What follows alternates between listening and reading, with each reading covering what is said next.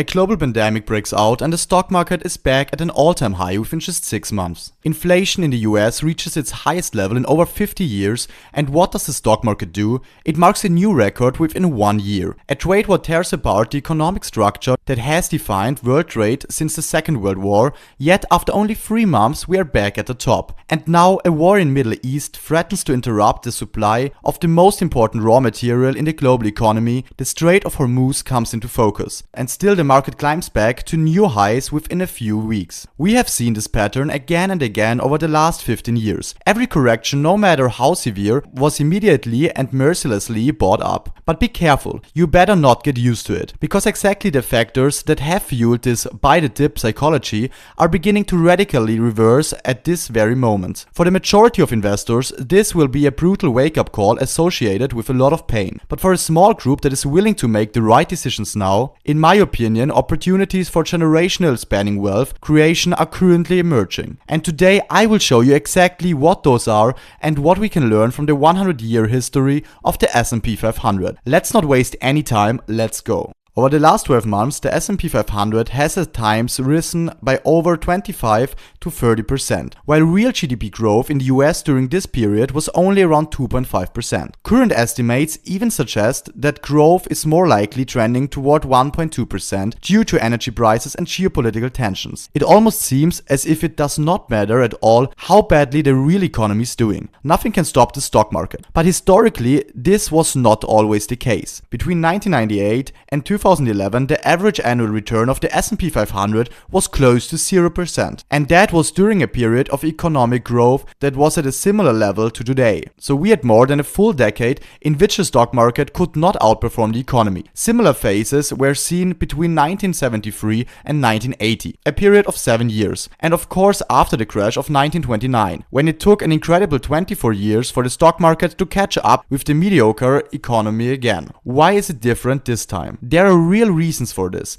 If we compare the performance of the S&P 500 with the growth in corporate profits over the last 15 years, we see that profits have grown in lockstep with the index, despite the debt crisis, pandemic, oil shocks and trade wars. The problem with this, US GDP has only grown by a fraction of that rate over the same period. The comparison is even more extreme when looking at people's real incomes. Wages have barely risen after adjusting for inflation, while corporate profits have exploded. This is the real divergence we need to look at. How was corporate America able to increase its profits so massively while the purchasing power of average citizens stagnated? Warren Buffett, the Oracle of Omaha, once said a crucial sentence: "You have to be widely optimistic to believe that corporate profits as a percentage of GDP can remain significantly above 6% over the long term." This sentence is more important today than ever. Let's look at the data. Corporate profits in the US currently stand at around 12% of GDP. That is more than double what Buffett sees as natural upper limit for a healthy economy. What is impressive is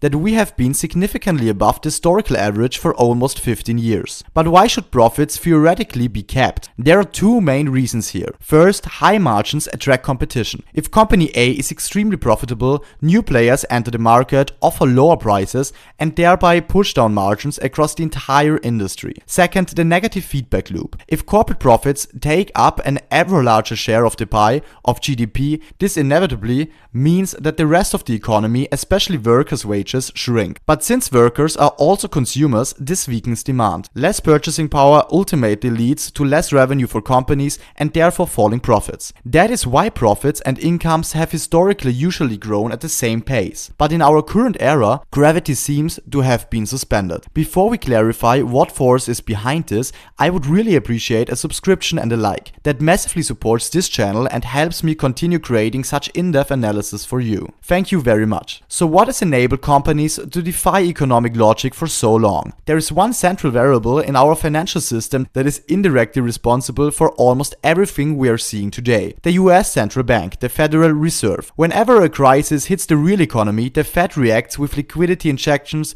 and interest rate cuts in order to stabilize the system. The problem is the architecture of this process. The Fed injects the money directly through the banking system. The ones who benefit disproportionately from this are the large borrowers. And those are, of course, the massive corporations. Every time a crisis hits, cheap money flows to corporate America. A huge share of it lands directly as profit in the books or is used to share buybacks. buybacks, while only a tiny fraction reaches the salaries of average earners. Even the US Treasury Secretary has indirectly described the Fed as an engine of inequality. The design of the central bank has therefore created a safety net for corporate profits that does not exist in the same way for ordinary citizens. That is exactly what has caused the gap to widen so much over the last decade. But, and this is the crucial point of this video, in my opinion, this game may possibly be nearing its end. But why, in my opinion, could this now possibly change? Look at the core inflation in the US. In the 2000s and 2010s, it was systematically below 3%. In this environment, the Fed could intervene immediately at every sign of weakness. Financial crisis in 2008, interest rates to zero, liquidity on. Pandemic in 2020,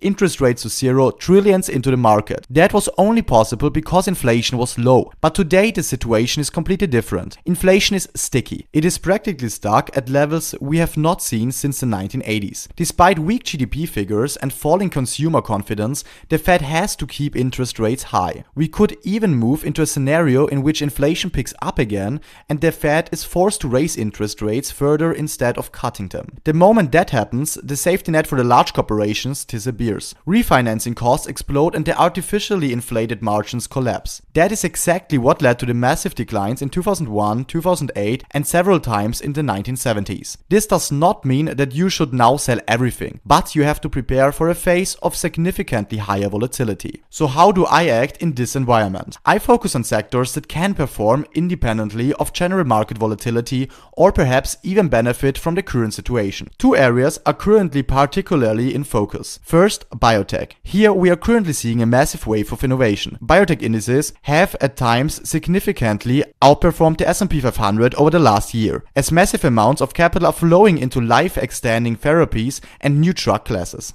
Many companies are facing a patient cliff and desperately need to acquire innovative biotech firms. This creates enormous momentum. Second, the mining sector for base metals. This is the AI trade that hardly anyone is talking about. Copper, nickel, lithium. These are the raw materials for electrification, for data centers, and for the entire infrastructure of the AI boom. In my opinion, these sectors are more likely to be fueled than slowed down by higher inflation and deglobalization. We are standing at a historic crossroads. The era of easy money is probably over, but those who understand the mechanics behind profits and position themselves correctly, in my opinion, emerge as winners. If you like this risk analysis, definitely leave a subscription and feel free to check out my last precious metals video or this one. Enjoy, and with that, ciao.